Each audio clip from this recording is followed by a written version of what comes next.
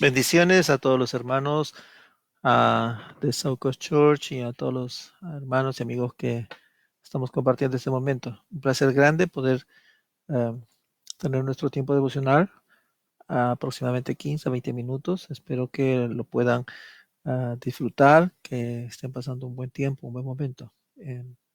Quisiera comenzar haciendo una oración.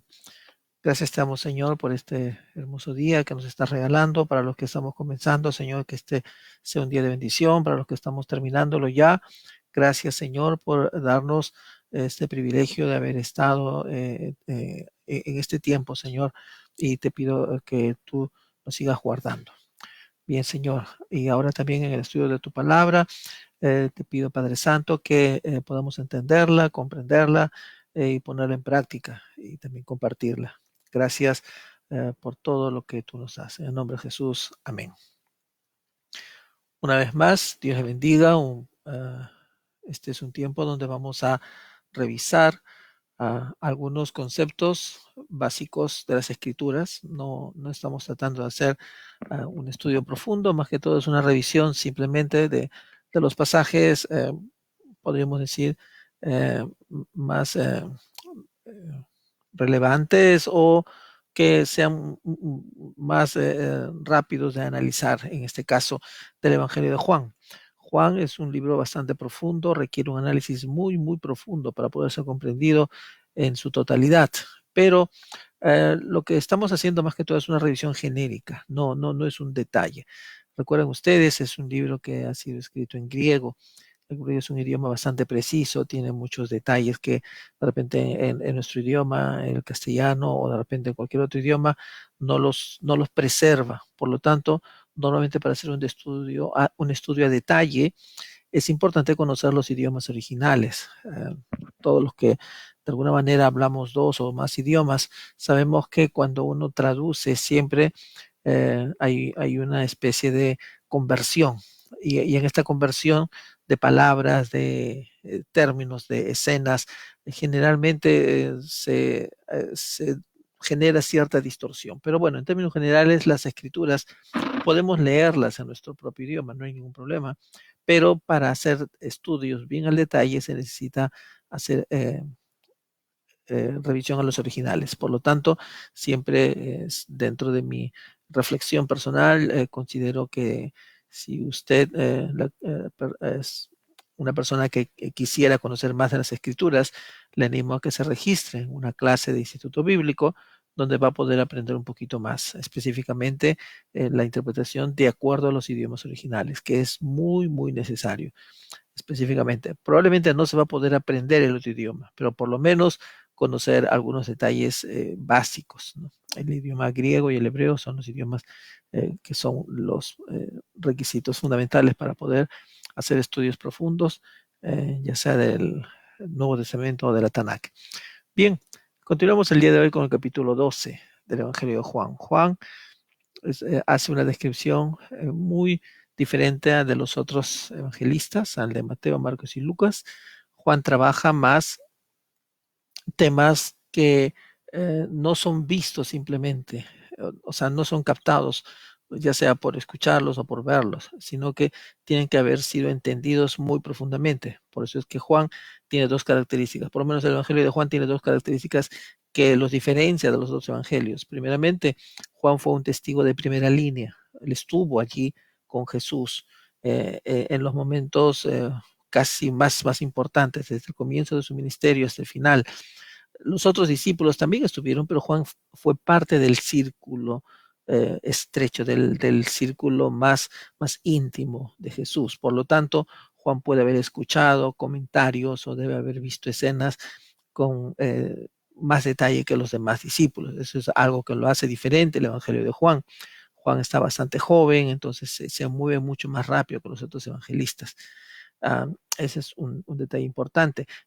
Y eso hace que justamente Juan mencione mucho, si ustedes ya lo hemos mencionado esto antes, mencione mucho el hecho que en ese momento que las cosas sucedían, la mayor parte de los discípulos no lo comprendía, por no decir ninguno lo comprendía. Si ustedes leen el Evangelio de Juan, se van a dar cuenta que en varias oportunidades Juan dice no se entendía a Jesús. No significa que él hablaba diferente o en otro idioma, significa que las intenciones de Jesús no estaban siendo entendidas en el momento que Jesús estuvo en la tierra. Y eso es una constante en el Evangelio de Juan. La gente lo rechaza, la gente no lo entiende, porque justamente el mensaje era diferente al que ellos esperaban. Y otra característica del Evangelio de Juan es que fue escrito 60 años aproximadamente después que nuestro Señor Jesucristo ascendió, o sea, de repente se siento más. Esto hace de que Juan haya madurado mucho las ideas. En resumen, la inspiración del Espíritu Santo es básico, es importantísimo en este Evangelio, porque Juan no cuenta precisamente cosas que se perciben a la vista, sino va mucho más allá, va a las intenciones, va al corazón. Y eso es lo que lo hace este evangelio mucho más rico, mucho más preciso. ¿Ok?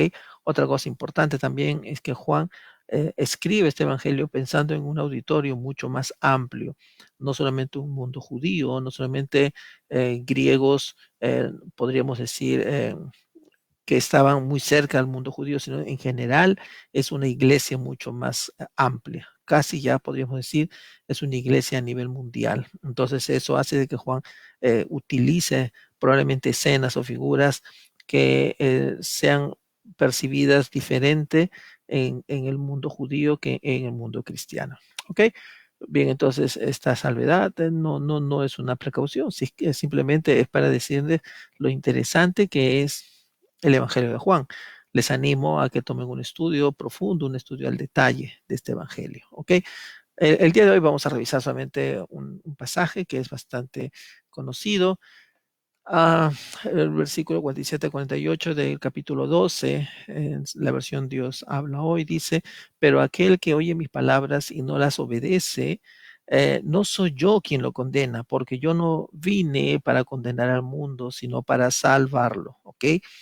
El que me desprecia y no hace caso de mis palabras, ya tiene quien lo condene. Las palabras que yo he dicho lo condenarán en el día último. ¿Ok? Entonces, fíjense ustedes, hay una posición allí que es una posición donde uno tiene que hacer una separación, ¿no? ¿Cuál es la función de Cristo ahora y la función que va a ser Cristo después? Y la función de Cristo ahora, ya lo habíamos dicho, es Él vino a salvarnos. Entonces Jesús lo hace bien, bien preciso. En su primera venida, o sea, cuando Jesús vino, en los 3 años que estuvo en la tierra, aproximadamente predicando, porque vivió más de 30, pero en 3 años hizo ministerio, su propósito era salvar al mundo, salvarlo. Entonces, él vino a rescatar al mundo. Pero la gran pregunta que podríamos hacer, ¿salvar de qué? ¿Salvar de qué? Entonces, ya en más de un momento lo hemos dicho, salvarnos del pecado, porque el pecado acarrea la muerte. Entonces, el pecado es el problema y Jesús vino justamente a desligarnos de ese problema. Ahora, este es algo que siempre es reiterativo. ¿Cómo es que se manifiesta el pecado? Pecado es una palabra que se utiliza en términos religiosos, pero no en términos civiles. Si ustedes se van a dar cuenta, no hay ninguna ley en el mundo que, o por lo menos en los países occidentales, donde se utiliza el término pecado, porque simplemente es un término religioso para nosotros. Es un término prácticamente social.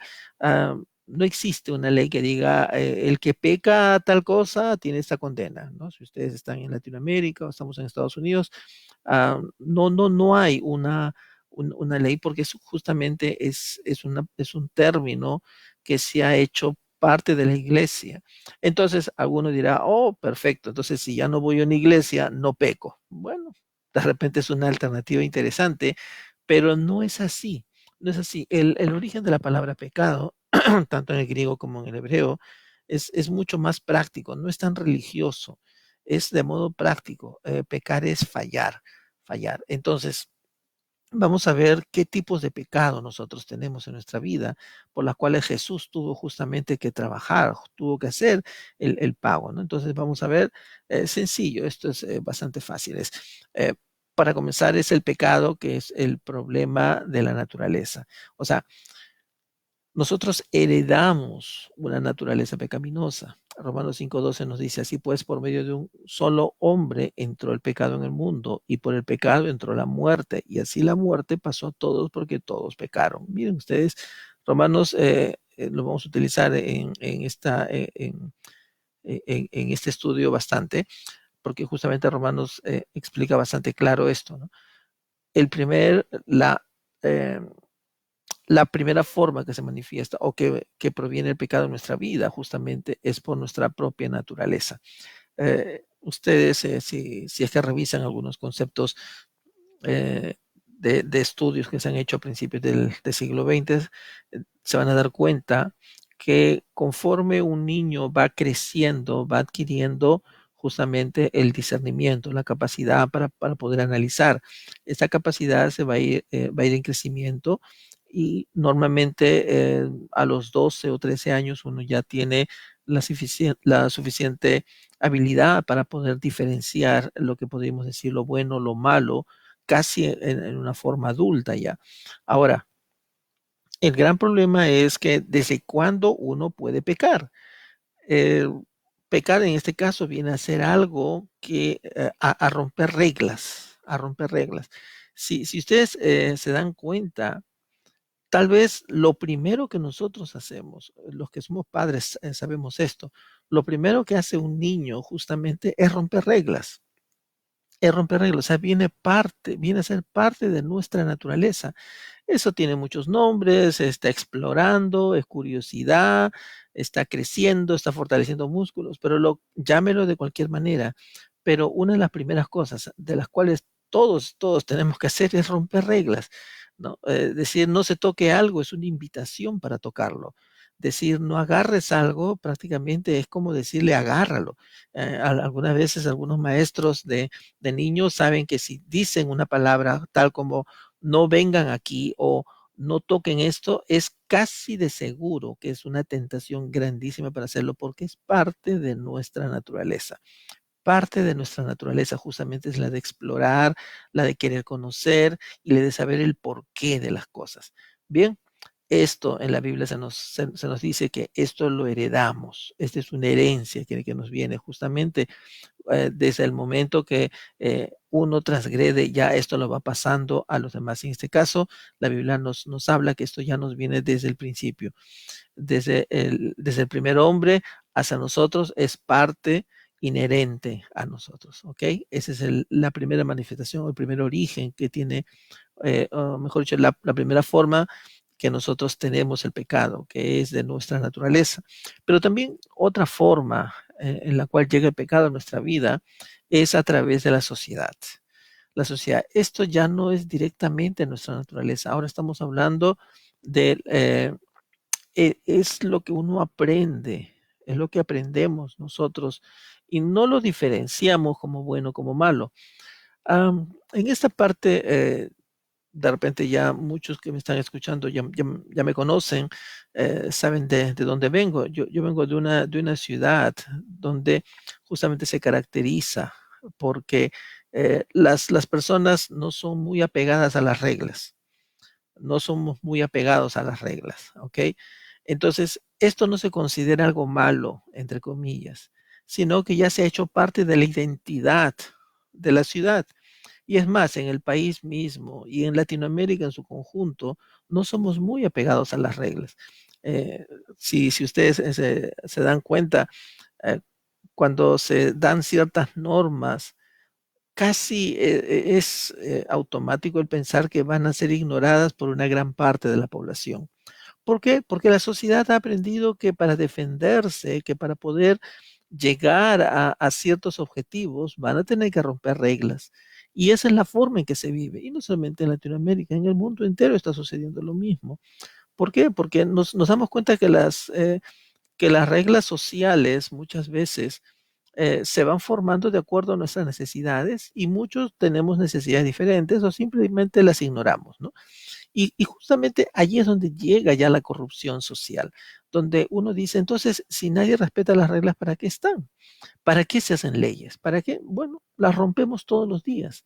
Y no solamente leyes que afectan nuestra economía o que afectan en general a la sociedad, leyes morales también se van rompiendo, compromisos, ya no tenemos palabra, perdemos nuestras convicciones en todo sentido y ya se ha hecho parte justamente de nuestra cultura. Fíjense ustedes, es muy común que algunas personas, especialmente en Latinoamérica, algunos varones se jactan de sus infidelidades, como que fueran conquistas o si fueran logros. Ahora, ni qué decir de otras culturas, en general, se ha convertido parte de una nueva identidad, o por no decir de la identidad en general. ¿Qué nos dice la Biblia acerca de eso? No vivan ya según los criterios del tiempo presente. Al contrario, cambien su manera de pensar para que así cambie su manera de vivir y lleguen a conocer la voluntad de Dios, es decir, lo que es bueno, lo que es grato, lo que es perfecto. Miren ustedes qué bonito. No vivan según los criterios del tiempo presente. Lo que nos está diciendo es no nos acostumbremos justamente a lo que piensa el promedio de la sociedad. Lamentablemente, nuestra sociedad en promedio no piensa muy bien. Y eso es lo que la Biblia nos está diciendo. El, la otra fuente de pecado que nosotros tenemos es nuestro mismo entorno social. Y de eso también tenemos que hacer grandes cambios en nuestra vida. O sea, tenemos que alejarnos, tenemos que revisarlos punto por punto. Y justamente es lo que el Señor también vino a ayudarnos. Pero también hay otro tema más, y es el pecado como problema personal. Esta sí es, esta es otra parte donde ya no hay excusa. En la primera, probablemente podíamos, el pecado como herencia, podríamos haber dicho, bueno, si lo hemos heredado, entonces es algo que yo no intervengo, es parte de mí. Bueno, está bien, esa es una justificación. En la parte, cuando decimos que el pecado es un problema social, también yo puedo decir, bueno, entonces si todos lo hacen, yo también lo hago y de alguna manera ese pecado está en relación a las leyes y si las leyes cambian, entonces ya no estoy pecando. Bueno, uno puede buscar muchas excusas, puede ser allí, pero ahora el pecado como problema personal, cuando transgredimos las leyes y las normas, no solamente humanas, sino las leyes de Dios, estoy hablando específicamente, ya no simple y llanamente porque otros lo hacen, sino porque deliberadamente yo quiero hacerlo, porque ya está pensado, o sea, porque quiero hacerlo. Aquí nadie me obliga, ya no hay una necesidad, ya no hay una justificación, simplemente lo hago porque quiero. Y justamente es lo que la Biblia nos está diciendo, todos hemos pecado. Todos. O sea, en todos está esta parte que en algún momento hemos decidido hacerlo, ya sea por un interés personal, ya sea simplemente por placer o ya sea para demostrar quién soy yo. Eso es algo muy común en nuestros días. Para que me conozcan, para que sepan quién soy, lo voy a hacer. Eso se utiliza no solamente en el bajo mundo, no solamente se utiliza en el pandillaje, también se utiliza en medios económicos, en medios sociales, en muchas áreas, inclusive hasta en las casas, en las familias. Es algo realmente preocupante y por no decir desastroso. Muchas personas justifican su violencia por decir, así soy yo, así quiero serlo, así quiero hacerlo. Fíjense ustedes, ese ya no es un tema social, ese ya no es un tema simplemente que lo heredó de sus padres, ya no, eso es algo que uno ya lo desarrolla internamente y lo decide internamente. Bueno, de eso también el Señor quiso venir, vino para salvarnos. De eso justamente es lo que el Señor está hablando. Y eso es lo que el Señor ha venido a hacer cambios en nuestras vidas. ¿Ok? Entonces, cuando decimos que Jesús nos salva del pecado, entonces podemos resumirlo en tres grandes grupos. Ese gran pecado que proviene de nuestra naturaleza. Y eso es justamente cómo nos salva allí. Y es cuando decidimos aceptar a Cristo. En la Biblia dice que todos los que aceptamos a Cristo somos una nueva persona. Segunda de Corintios 5:17, lo repito mucho ese versículo que dice, de modo, o sea, de tal manera que si alguno está en Cristo, es una nueva persona, es una nueva criatura, es un nuevo ser. Las cosas viejas pasaron, o sea, todo lo que has hecho, todo lo que de alguna manera se justifica en tu vida, ya no tienes que hacerlo, todas vienen a ser hechas nuevas. justamente esa es la primera forma en que el Señor deshace las ligaduras, las ataduras que nos da el pecado. Bueno, ¿de qué otra manera también? Justamente hemos leído ese pecado que lo adquirimos a través de la naturaleza, perdón, a través de la sociedad. Y es cuando nosotros comenzamos a congregar, cuando nosotros comenzamos a ser parte de la iglesia, y es que venimos a hacer una nueva cultura. Ya no se trata de que simplemente, bueno, yo soy de aquí o de allá, ya no. Ahora cuando somos hijos de Dios, somos familia de Dios y comenzamos a formar una nueva cultura. Y esa es la cultura que justamente es la que quiere el Señor para su iglesia. Y bueno, la que se ejercita por nuestra voluntad. El pecado personal justamente es el que cambia cada vez que nosotros nos dedicamos al Señor y le decimos, Señor, quiero ser una nueva persona. Bien, espero que el Señor te siga hablando en estos pasajes. Espero que sientas un poco más el conocer de Dios, pero sobre todo el acercarte al Señor. Vamos a orar. Padre Santo, gracias por este tiempo. Gracias por estas palabras. Gracias, Señor, porque cuando tú nos dejaste este mensaje, Dios mío, es porque tú ya nos veías, Señor, cambiando. Es porque tú ya nos veías, Señor, tomando decisiones. Y gracias porque este es el momento. Te pido, Señor, que me aceptes como tu hijo. Que tú me aceptes, Señor, para poder ser, Señor, parte de la familia de Dios. En nombre de Jesús. Amén. Bien, doy gracias a Dios. Si eres una persona que ha orado por primera vez para aceptar al Señor, realmente que me siento muy bien. Me gustaría que te comuniques con alguien de la familia cristiana. Si podemos ayudarte en algo, será un placer. Si eres el miembro de una iglesia, te animo, participa más, enrólate en un ministerio, comienza a estudiar un poco más de la palabra de Dios. Y si ya estás sirviendo al Señor, bueno, el Señor tiene palabra para ti, tiene mensaje para ti, que sigas creciendo en la obra. Dios te bendiga, un placer grande. Amén.